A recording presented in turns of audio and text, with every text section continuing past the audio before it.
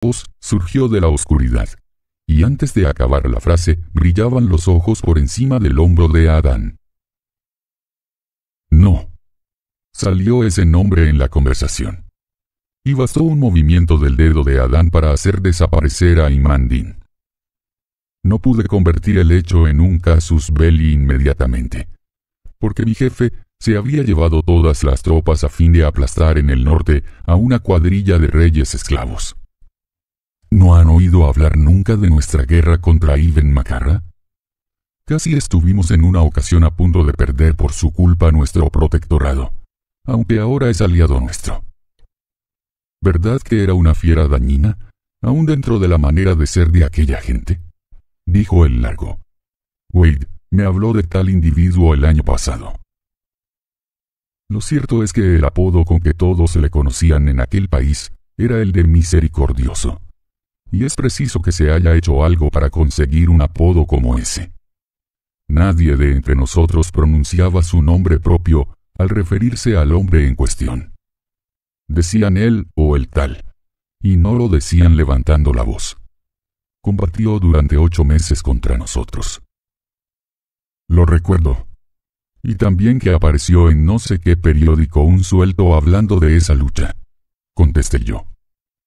Pero le derrotamos. La verdad es que los traficantes de esclavos no vienen por nuestra región, porque es fama que nuestros hombres se mueren casi todos al mes de haber sido capturados. Eso disminuye los beneficios. ¿Y qué hay de tus encantadores amigos los Sheshahelis?, preguntó el niño. No hay mercado para ellos. Mejor que Sheshahelis, la gente compraría cocodrilos. Tengo entendido que antes que nos anexionásemos la región, Ibn Makarra hizo una incursión contra ellos, para adiestrar a sus guerreros jóvenes, y se limitó a hacerlos picadillo. La mayor parte de mi gente son campesinos, precisamente lo que necesitan los plantadores de algodón. ¿Qué está tocando mamá? Ah, sí, One Royal, ¿verdad? El órgano, que hasta entonces había estado canturreando tan feliz como una madre contemplando a su hijo restablecido, atacó de firme una melodía. El niño exclamó con toda sinceridad: «Estupendo, lo toca estupendamente». Yo solo había oído cantar al niño una vez, y aunque cantó de mañana, cuando todo el mundo se siente inclinado a la tolerancia, sus compañeros de rancho le tiraron a un estanque de nenúfares. ¿Y cómo te las arreglaste para que tus caníbales trabajasen en tu campo?, preguntó Strickland. Convirtiéronse a la civilización una vez que mi jefe hubo aplastado a Ibn Makarra, precisamente en el momento en que yo los necesitaba.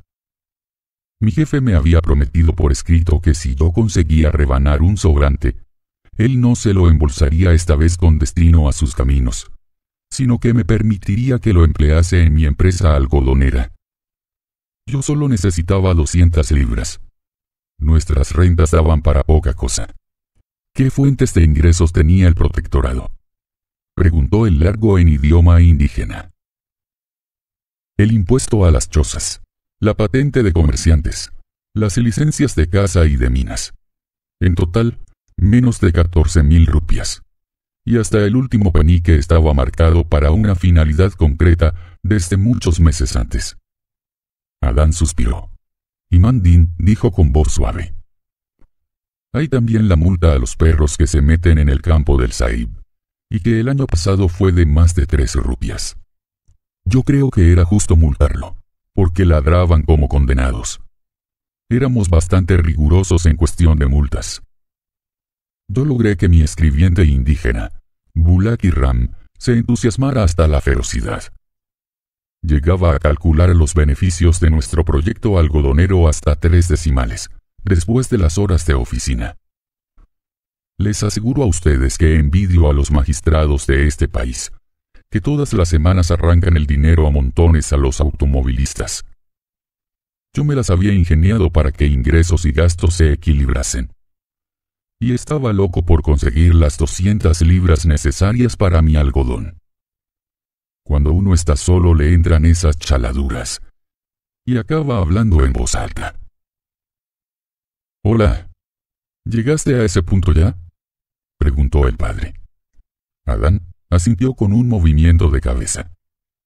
Sí, llegué a recitarle a un árbol la parte que recordaba del Marmión, señor. Pero de pronto cambió mi suerte.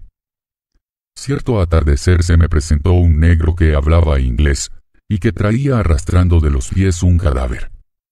Uno se acostumbra a esta clase de aventurillas.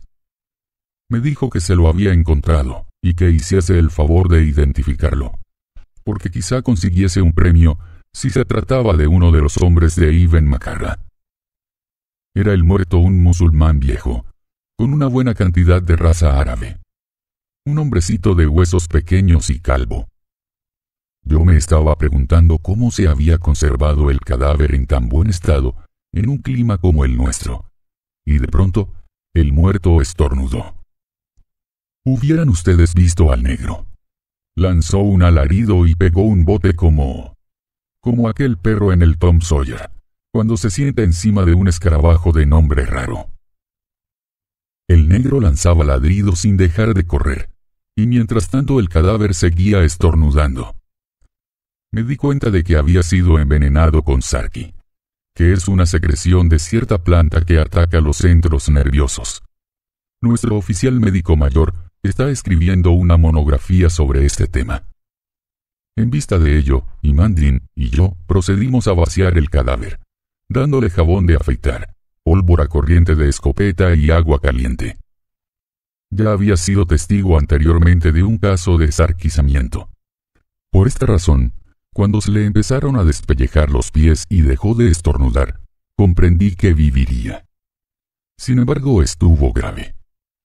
Permaneció lo mismo que un tronco durante una semana, y a fuerza de masajes, Imam Din y yo echamos fuera de él la parálisis. Entonces nos dijo que él era un hajji. Había estado 3 veces en la Meca y procedía del África francesa, que había tropezado con el negro a la vera de un camino, por el estilo de lo que ocurre en la India con los thugs, y que el negro le había envenenado. La explicación me pareció bastante razonable, sabiendo como yo sabía los procedimientos de los negros de la costa. ¿Le creíste?, preguntó con vivo interés el padre. No había razón para no hacerlo. El negro no regresó nunca, y el viejo se quedó conmigo por espacio de 2 meses, contestó Adán. Usted conoce ya a qué extremos de caballerosidad puede llegar un caballero mahometano, padre. Pues aquel hombre era eso. A extremos insuperables, sí, señor. A extremos insuperables. Fue la contestación del padre. Siempre que no le compare con un sikh, refunfuñó el largo. Había estado en Bombay. Conocía todos los recovecos del África francesa.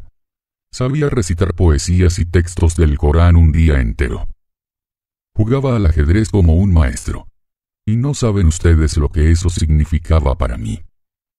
Entre jugada y jugada, hablábamos de la regeneración de Turquía y del Sheikh ul Islam. Hablábamos de todo lo imaginable. Era una comprensión admirable. Como es de suponer, creía en la justicia de la esclavitud, pero comprendía perfectamente que aquello tenía que acabar. Por esa razón opinaba lo mismo que yo, que era preciso desarrollar los recursos del distrito gracias al cultivo del algodón naturalmente. ¿También de eso hablaron?, preguntó Strickland. Bastante. Hablamos de ese problema durante horas y horas. Usted no sabe lo que ello suponía para mí. Un hombre admirable. Dime, Imam Din, ¿no era nuestro hajji un hombre maravilloso?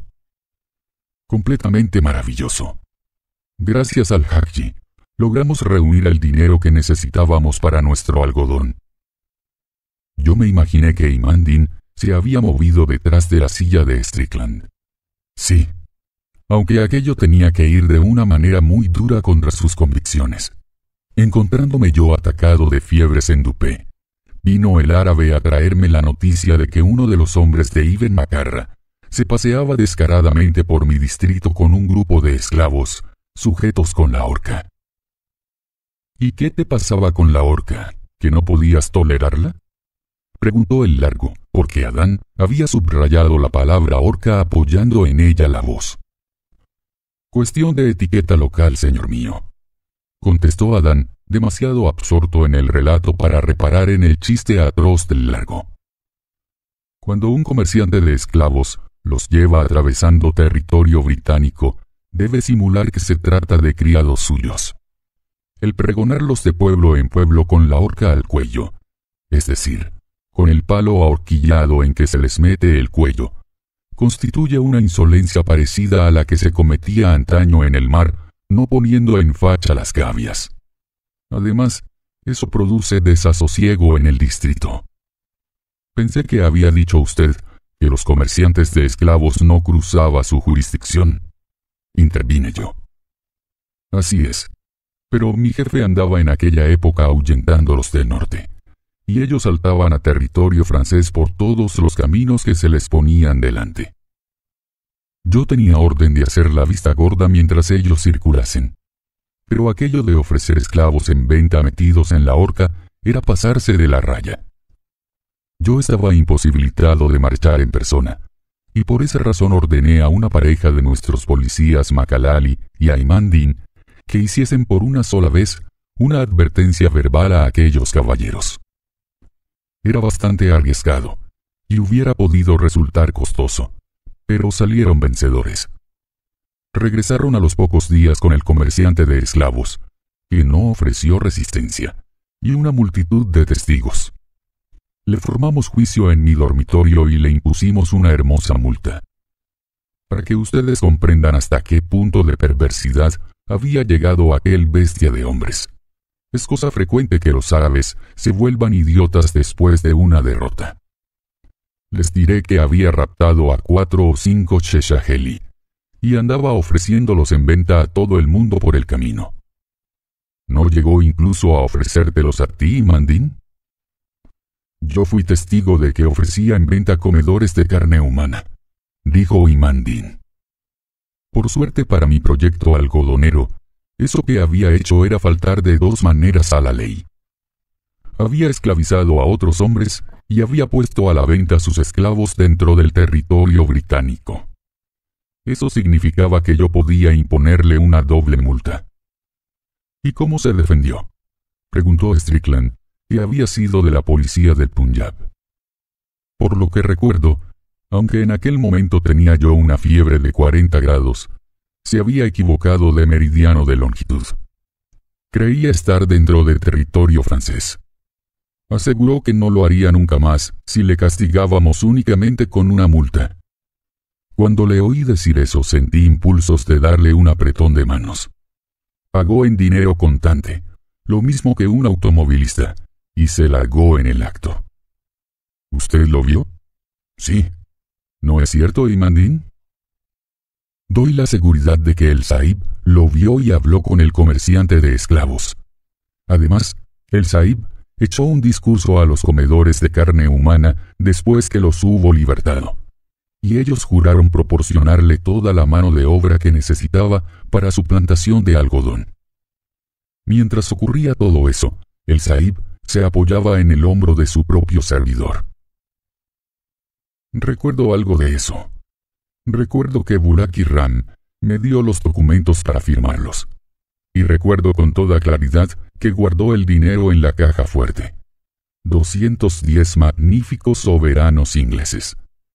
No saben ustedes todo lo que eso significaba para mí. Creo que se me pasó la fiebre. En cuanto pude me largué, tambaleante aún, acompañado del Haji, para entrevistarme con los Cheshaheli y tratar con ellos la cuestión de la mano de obra. Y entonces fue cuando descubrí por qué tenían tanto interés en trabajar. No se trataba de agradecimiento. Su gran aldea había sido herida por el rayo y reducida a cenizas un par de semanas antes. Se tumbaron boca abajo en el suelo, a mi alrededor, en varias hileras, y me pidieron que les diese tarea. Se la di. Lo cual te hizo seguramente muy feliz, ¿no es cierto? Dijo su madre, que se había acercado sin que la sintiésemos y estaba detrás de nosotros. Y le tomaste cariño a tu plantación de algodón, ¿verdad? y al decir esto, quitó de allí el montoncito de muestra. «Vive Dios que fui feliz», dijo Adán bostezando.